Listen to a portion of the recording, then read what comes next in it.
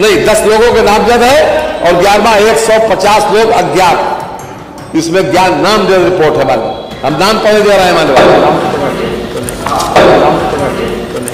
फतेहपुर में जिस तरीके से एक मकबरे पर चढ़कर हिंदूवादी संगठन के कार्यकर्ताओं ने गुंडई की नुमाइश की थी, उसकी चर्चा उत्तर प्रदेश की विधानसभा में हुई। लेकिन जैसे ही बारी आई इन लफंगों के नाम लेने की, वैसे ही उत्तर प्रदेश के संत महंत वाली सरकार के मुखिया योगी आदित्यनाथ ने मना कर दिया कि नाम लेने की जरूरत नहीं है। वजह क्या है बताऊं? आज आपको एक एक वजह दिखाने जा रहा हूं। वजह यह कि पहले बीजेपी के जिलाध्यक्ष पर आरोप लगता है, लेकिन बाद में इनकार किया जाता है कि उनका कोई लेना देना नहीं, एफआईआर में नाम नहीं होता, और जिसका एफआईआर में नाम होता है उसमें से एक नेता सपा का होता है और सपा ने उसे अपनी पार्टी से निकाल दिया है। लेकिन यह काम बीजेपी नहीं कर पाएगी। आज बीजेपी के उसी जिलाध्यक्ष से जुड़े कई मसले दिखाऊंगा। पहचानिएगा एक एक शख्स को, वो किस जात किस धर्म से ताल्लुक रखते हैं, जो वहां उस दिन मकबरे पर खड़े होकर लुच्चाई कर रहे थे। और आखिर ऐसी क्या वजह रही कि योगी आदित्यनाथ जो एक गोमती नगर में हुई घटना में यादव और मुसलमानों का नाम खोलकर ले रहे थे, इन लुच्चों के नाम पर मना ही देते हैं कि नहीं, नाम लेने की कोई जरूरत नहीं है। यही नहीं, आज आपको यह भी दिखाऊंगा कि कैसे उत्तर प्रदेश के अंदर एक दिल दहला देने वाली घटना होती है। अब जवाब दे पाएंगे योगी आदित्यनाथ। नमस्कार, मैं हूं प्रज्वल गौतम और आप देख रहे हैं the live TV. The live TV, सच सबसे आगे। पहले एक बयान दिखाने जा रहा हूं, यह बयान जरा सुनिए। नहीं, 10 लोगों के नामजद है और 11वां 150 लोग अज्ञात। इसमें ज्ञान नाम दे रिपोर्ट है मानव, हम नाम पढ़े दे रहे हैं मानव। ये सुनिए, ये वित्त मंत्री है उत्तर प्रदेश सरकार में। इन्होंने बताया 10 नामजद हैं और 11वें नंबर पर 150 लोग अज्ञात हैं।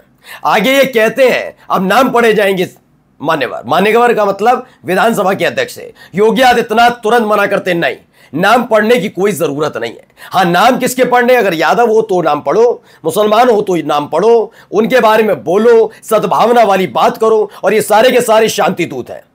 लुच्चे लफंगों का समर्थन किया जा रहा है क्या? क्यों कह रहा हूं? पहले देखिए इनका पुराना वीडियो। ये वीडियो क्या है बताऊंगा। कल की जो गोमती नगर की घटना है, उस घटना में भी हम लोगों ने जवाबदेही तय की है। उसके अपराधियों की सूची भी मेरे पास आई है।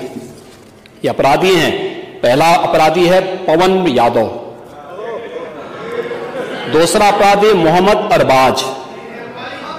ये सद्भावना वाले लोग हैं। सोचिए, क्या उम्मीद कर पाएंगे संत महंत के भेष में खड़े होकर एक राजनेता कैसे राजनीतिक रोटियां सेकते हैं?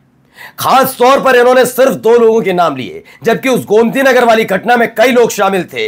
ये पिछले साल की घटना है। गोमती नगर इलाके में पानी भर गया था। सबसे पहले तो शर्म इन्हीं की सरकार को आनी चाहिए कि लखनऊ जैसे शहर, राजधानी उत्तर प्रदेश की, वह पानी भर जाता है, हाई प्रोफाइल इलाका, शर्म नहीं आई। उसके बाद दिन के उजाले में लुच्चाई होती है, तब शर्म नहीं आई। और उसके बाद इन्होंने गलत नाम पढ़े थे, ये दोनों गलत नाम, लेकिन इन्हें इसलिए सूट कर रहे थे क्योंकि उसमें एक यादव था, एक मुसलमान। सिर्फ इसलिए ना, ये मुख्यमंत्री हैं। सोचिए, इन्होंने संविधान की शपथ ली है, मुख्यमंत्री हैं। सदन में जानबूझकर ये नाम लेकर सिर्फ माहौल बनाने की कोशिश करते हैं। नाम क्यों नहीं लेने दिया? फतेहपुर वाली घटना में दिखाऊं आपको, जरा देखते चलिएगा। ये पहले तस्वीर देखिए इस लुच्चे की, लफंगे की। हाथ में राखियां बंधी हैं तो किस समुदाय से ताल्लुक रखता है समझिएगा। यह वही लफंगा है जिसने कब्र पर चढ़कर तोड़फोड़ की और गुंडई कर रहा था। क्या यही वजह है मुख्यमंत्री महोदय, जो नाम लेने से आपने वित्त मंत्री को रोक दिया कि उन 10 लोगों के नाम मत लीजिए? पोल खुल जाएगी, पता लग जाएगा असली उत्पाती कौन है, उपद्रवी कौन है लफंगा, कौन है लुच्चा, और कौन है समाज के लिए, उत्तर प्रदेश के लिए खतरा। ये तो शांति दूत है। बोलो, अभी बीजेपी का खुद का एक शांति दूत दिखाता हूं आपको, जो पहले वो शराफत की पंजीरी बांट रहा था। अब देखिए, ये है, पहले वीडियो देखिए, एक वीडियो निकल कर आई, उसके बाद दिखाऊंगा इनके लफंगापन। पहले लफंगापन देखिए, सुनो, बीप लगानी पड़ रही है क्योंकि यही ये उत्तर प्रदेश की सरकार की तरफ से जिनका नाम लेने से रोका जा रहा है, ये उन शांति दूतों की भाषा शैली है जो हम स्पष्ट आपको नहीं सुना सकते, हमें बीप लगानी पड़ती है क्योंकि ये शांति दूतों की संवैधानिक भाषा शैली है। सुनिएगा क्या कहता है ये गुंडा।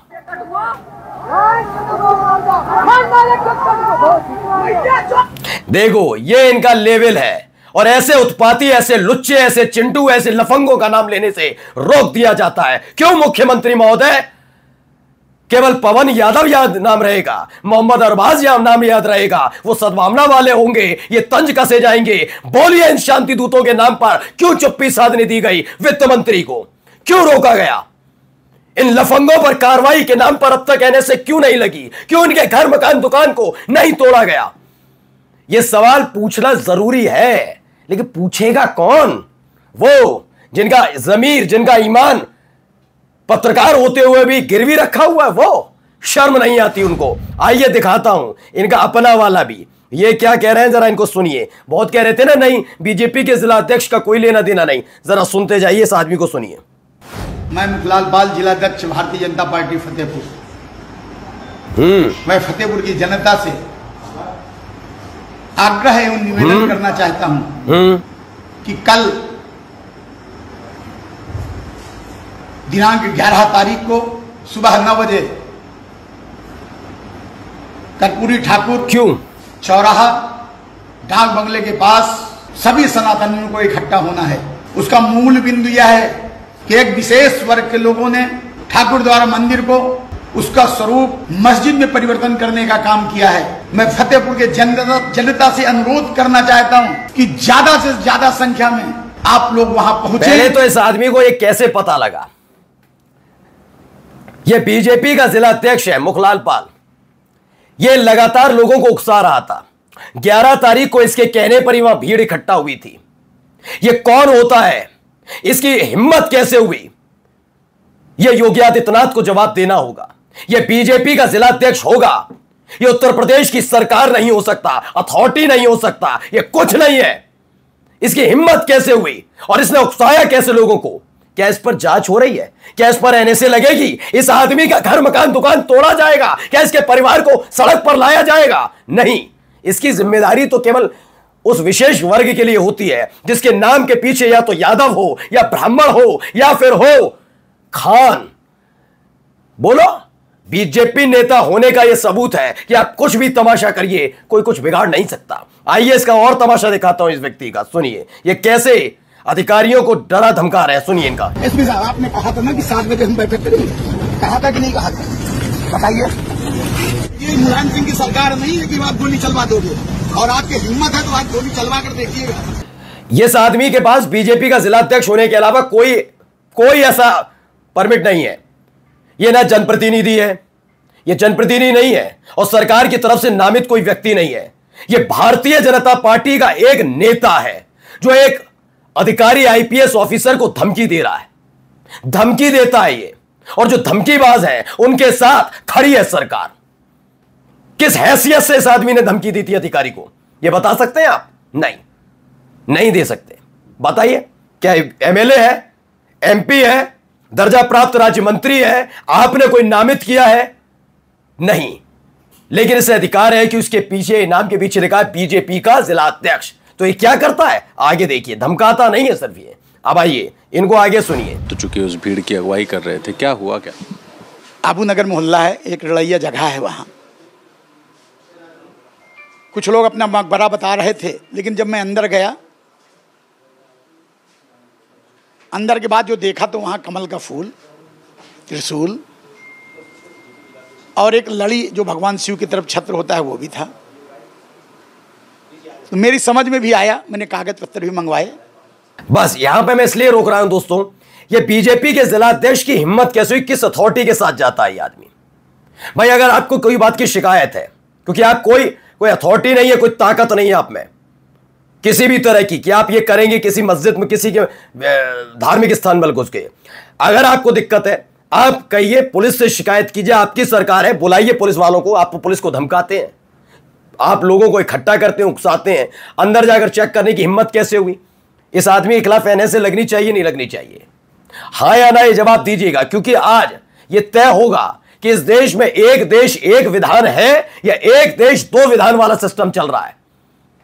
इस आदमी के खिलाफ अब तक कार्रवाई क्यों नहीं, इसका जवाब देना होगा। आइए एक और देखिए, ये पप्पू चौहान, ये आदमी समाजवादी पार्टी का नेता, अखिलेश यादव के साथ तस्वीर, इनका नाम FIR में, और आखिरकार फतेहपुर में भाजपाइयों के साथ मकबरे पर चढ़ने वाले सपा नेता को अखिलेश ने पार्टी से निकाला। देखिए इन्होंने फिर एक बयान भी जारी किया, इसमें ये कह रहे हैं कि क्या सोचिए, इनकी मानसिकता सोचिए। मैं पप्पू सिंह चौहान पूर्व फौजी, समाजवादी में मैं 2021 से काम कर रहा था और मैं इस पार्टी का बहुत भरोसा किया था। साथियों, समाजवादी पार्टी में मैंने बहुत विधानसभा हुसैनगंज में बहुत मेहनत किया और बहुत कार्यकर्ताओं से मिलकर के कंधे से कंधा मिलाकर काम किया।